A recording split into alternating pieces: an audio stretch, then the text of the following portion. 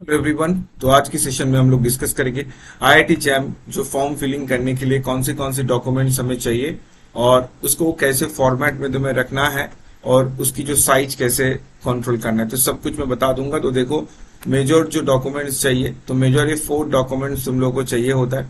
एक तुम्हारा क्लास 10 की मार्कशीट एंड सर्टिफिकेट, और सर्टिफिकेट मार्कशीट या सर्टिफिकेट स्पेसिफिकेशन फॉर फोटोग्राफ, तुम्हारा फोटोग्राफ कैसे होना चाहिए, सिग्नेचर होना चाहिए, उसका भी कुछ क्राइटेरिया है, और कैटेगरी सर्टिफिकेट। अगर तुम लोग किसी के पास कैटेगरी सर्टिफिकेट नहीं है और अगर तुम उसके अंदर बिलोंग करते हो लाइक ईडब्ल्यूएस ये सब कुछ, तो वो भी मैं बता दूंगा किस तरीके से बना सकते हो। अभी भी वो सर्टिफिकेट बनाने की ऑप्शन तुम लोगों का रहेगा। तो सबसे पहले मार्कशीट के बारे में आ जाती है। तो मार्कशीट के यहाँ पे दे दिया गया है क्लास 10 की जो मार्कशीट है ये तुम्हें चाहिए, मार्कशीट और सर्टिफिकेट कोई एक चाहिए। उसके बाद स्पेसिफिकेशन फॉर फोटोग्राफ, एक्चुअली ये जो मार्कशीट चाहिए ना ए या सर्टिफिकेट, ए मैंडेटरी है, ठीक है।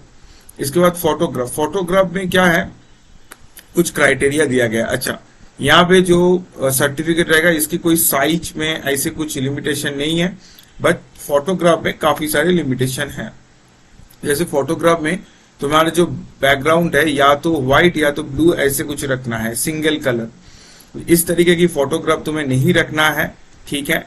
और जो इमेज है एकदम क्लियर होना चाहिए, क्योंकि और एक बात, जो इमेज तुम यूज करोगे वो करेंट फोटोग्राफ होना चाहिए, ठीक है। बार बार मैं बोल रहा हूँ करेंट फोटोग्राफ। तुम लोगों को अगर फोटोग्राफ लेना है, मैं बता देता हूँ किस तरीके से तुम लोग ऐसे फोटोग्राफ ले सकते हो। तुम लोग क्या करोगे, ऐसे इमेज को क्लिक करो कहीं पे भी घर में। उसके बाद तुम लोग देखना, यहाँ पे जाकर सर्च करना गूगल में जाकर बैकग्राउंड रिमूवर। तो बैकग्राउंड रिमूवर में जाकर तुम क्लिक करोगे तो बैकग्राउंड रिमूव होकर ये पूरा व्हाइट कलर का हो जाएगा, ठीक है। मतलब कहीं पे भी, जैसे मैं यहाँ पे बैठा हूं तो मेरी इमेज लोगे, मैं अगर बैकग्राउंड क्लियर कर लेता हूं तो मेरी बैकग्राउंड पूरा व्हाइट हो जाएगा। तो ये तुम लोग घर में ही कर सकते हो।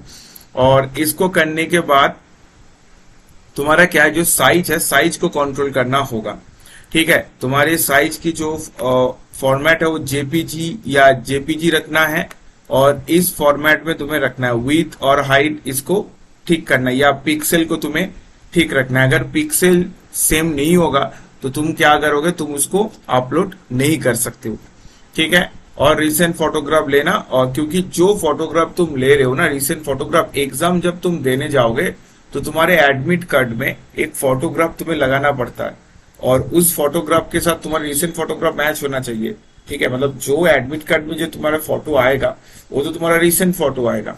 तो मैं बोलूंगा रिसेंट फोटोग्राफ यूज करना। सिग्नेचर, ऐसे देखो सनग्लास लगा के कैसे बाबू बनकर बैठे भाई, ऐसे गगल्स पहन के नहीं देना है, ठीक है। इसके बाद सिग्नेचर की अगर बात करें, सिग्नेचर का भी सेम बात है।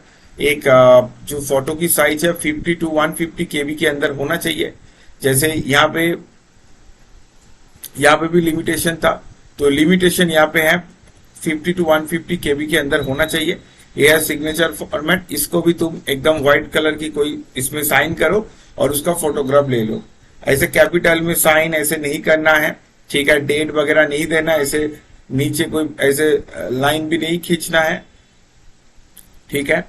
और एकदम सिग्नेचर की फॉर्मेट है। अच्छा, सर्टिफिकेट की अगर फॉर्मेट की बात करें, सर्टिफिकेट अगर किसी का ओबीसी है, ईडब्ल्यूएस, एसटी, ये सभी फॉर्मेट यहाँ पे दिया गया है, तो तुम लोग यहाँ पे डाउनलोड कर लेना फॉर्मेट।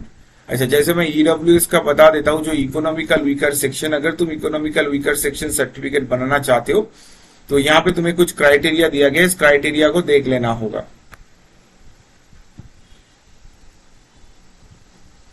जैसे तुम्हारा 5 एकड़ जमीन नहीं होना चाहिए, तुम्हारा अगर फ्लैट है तो 1000 स्क्वायर फीट के ज्यादा नहीं होना चाहिए, रेसिडेंशियल प्लॉट है तो 100 स्क्वायर यार्ड के अंदर होना चाहिए, ठीक है।